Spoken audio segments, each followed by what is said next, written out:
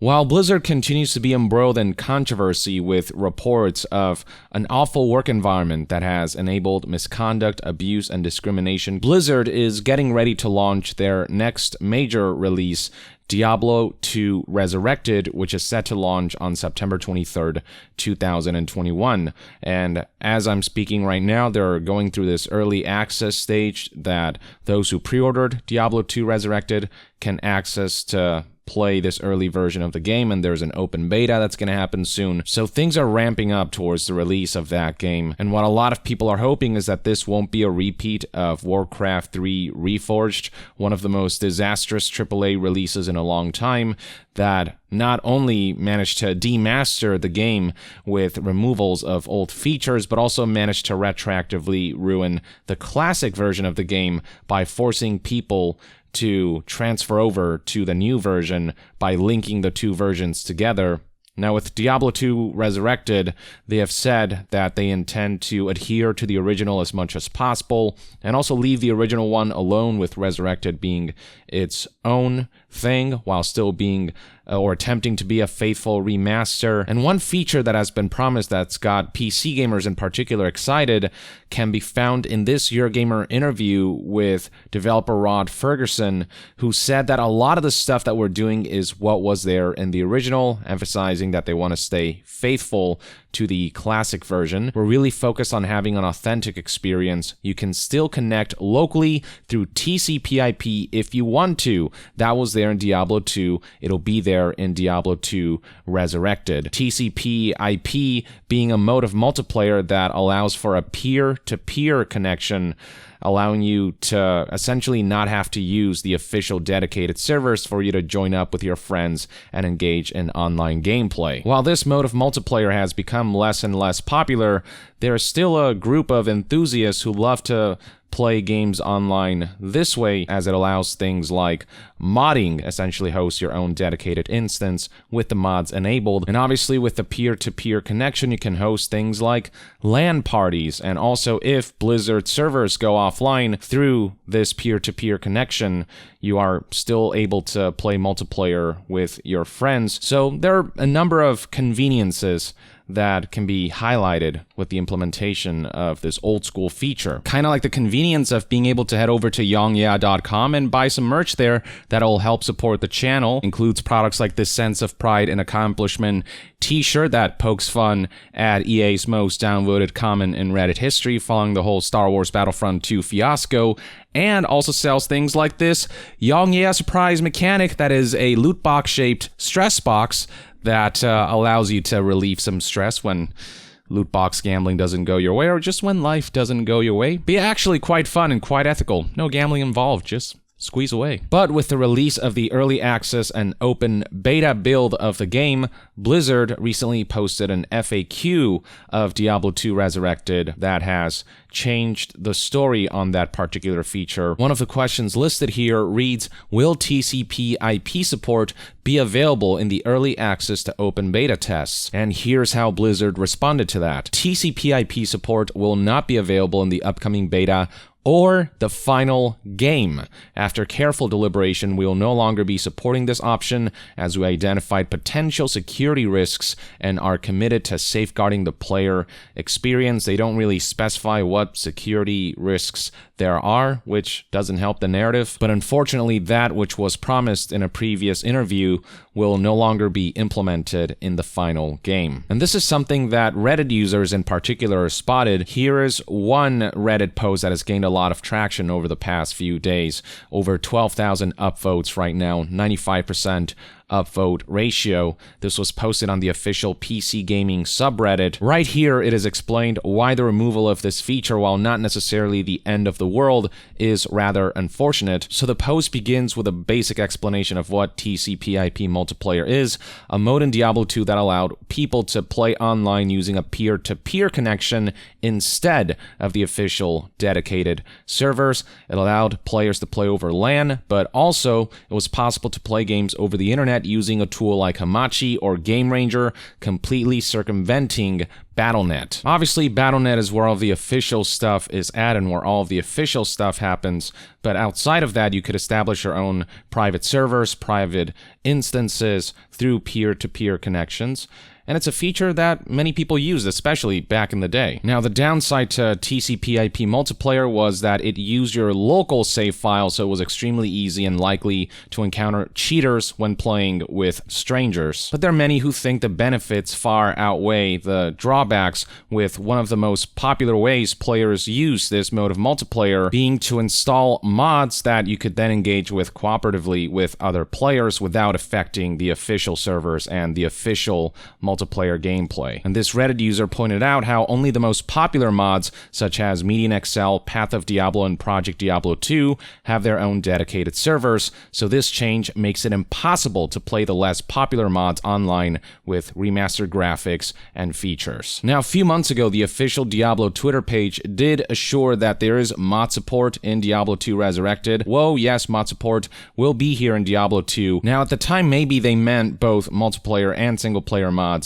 but now with the removal of TCP IP multiplayer, essentially you'll be modding your game in single-player instances. You'll only be able to play mods by yourself. This post concludes by noting that while this mode of multiplayer has become increasingly rare over the years, it's not completely unheard of in this day and age. An example provided being that Electronic Arts recently released a patch to re-implement the LAN mode with proper mod support in Command & Conquer Remastered collection. While no doubt the removal of TCP IP multiplayer won't affect most players of Diablo II Resurrected, most players probably won't care that much, there's still enough of a dedicated crowd who appreciate TCP IP multiplayer and are sad to see this feature go from the latest version, from the remastered version of Diablo 2 that was supposed to be as close to the original as possible, and TCP IP was specifically mentioned and promised as a feature that would be in the remastered version, which is no longer the case. I mean, in that same promise, it was stated that we're really focused on making sure that if there's something about the core experience you loved,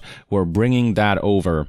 Well, now the one feature that they specifically singled out isn't being brought over, and there were enough players of classic Diablo 2 who were fond of this feature that we're seeing this level of backlash. It has also been noted by this Reddit user that speedrunners are peeved at this change, as TCP IP multiplayer was the only way to quickly reroll maps without external tools when speedrunning, so the exclusion of this feature has put a wrench on the Diablo 2 speedrunning scene. The post concludes by speculating that while Blizzard claims this change was made to mitigate potential security risks, the poster believes that the most likely explanation is that they don't want people to play online using pirated copies of the game, as was possible using the technical alpha client released back in April. I do recall that the technical alpha build of Diablo II Resurrected was indeed cracked, which allowed people to download those files and play through the alpha offline without any time limits, and even allowed people to gain access to locked classes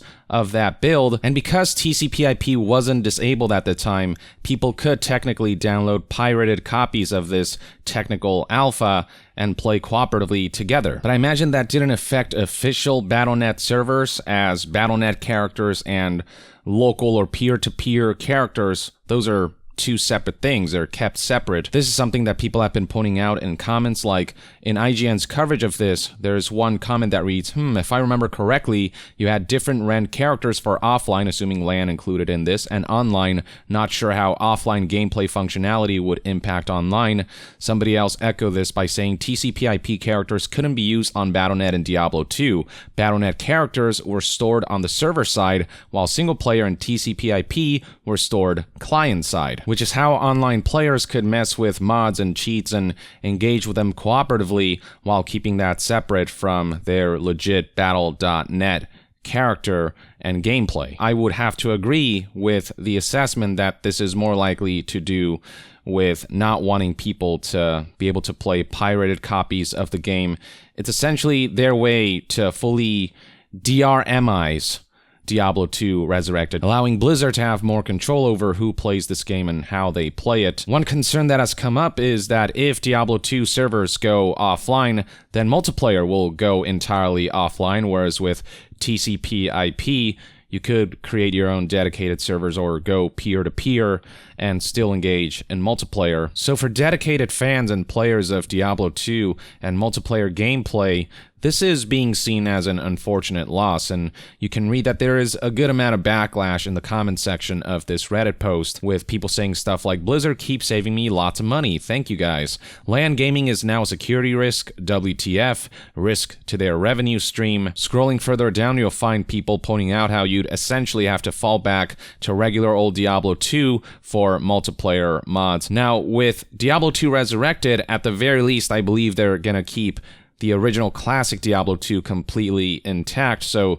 any changes made that you don't like in Resurrected can be reverted by essentially going back to the classic old version. They're not going to reforge Diablo 2 the way they did with Warcraft 3. So at least there's that, but it also would have been nice for the multiplayer modding scene to be able to shine through the remastered, more modernized version of Diablo 2. Somebody else pointed out that apparently OpenBattle.net was removed as well. This makes it impossible to play mods in multiplayer, making their Twitter posts about new modding possibilities a straight-up lie. This specific Reddit user is Brother Lass, who is actually the founder of this Diablo 2 mod called Median XL. You can see right here, 2008 to 2012. And according to this modder, he had plans to rebuild this mod for Diablo 2 Resurrected, as they couldn't just port it over, but those plans have been ruined. Brother Lass says here that as Median XL cannot be ported to Diablo 2 Resurrected, I was going to build a new Diablo 2 Resurrected native mod from scratch, but without any way to use mods online. There is no point. I'm getting a refund. Many mods of the classic Diablo 2 that many were excited to see ported over to Diablo 2 Resurrected can no longer be ported over, essentially, and it's just got a lot of people who engage in the modding scene of Diablo 2 bummed out. And this all comes during a time when Blizzard's reputation has hit rock bottom with the disastrous launch of Warcraft 3 Reforged, with all the allegations out there right now about an abusive work environment that has enabled harassment, misconduct, discrimination, you name it, an awful work culture that has finally been exposed and brought to the surface, on top of the fact that World of Warcraft, the community, is being reported to be in shambles at the moment because a lot of players aren't happy with the state of the game, and there's a lot of back and forth and some heated debates and exchanges between community members, streamers, and the developers. Financial reports also don't paint a positive light on Blizzard currently. In the latest earnings call, it was revealed that Blizzard is continuing to lose players across all of their games. They had a peak of 46 million monthly active users back in Q2 of 2017. That number has gone down. That's a drop of roughly 43% from 2007 down to 26 million active monthly users now. A lot of players have been leaving World of Warcraft in particular in favor of Final Fantasy XIV because they're not happy with the state of the game. The Overwatch player base is starting to simmer down, though I imagine we are going to see a boost with the launch of Overwatch 2, but I don't imagine so much that we'll see numbers peak back to what it was in Q2 of 2017. And with all of the harassment allegations and the awful story we're hearing about Blizzard's work culture, a lot of World of Warcraft players and players of Blizzard games have decided to boycott, and that's no doubt causing more damage to the monthly active users numbers. Suffice to say that engagement with Blizzard games has seen better days, and the last thing Blizzard needs right now is more negative PR. I suppose only time will tell how much the removal of TCP IP will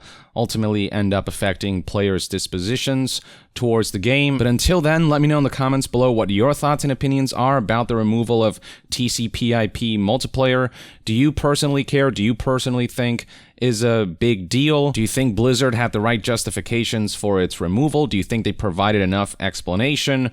Or do you think Blizzard should add the feature back in? Share your thoughts in the comments below, and to be further updated on all things gaming news, reviews, and discussions, stay tuned right here on Young Yeah. I'll see you guys next time. Young out.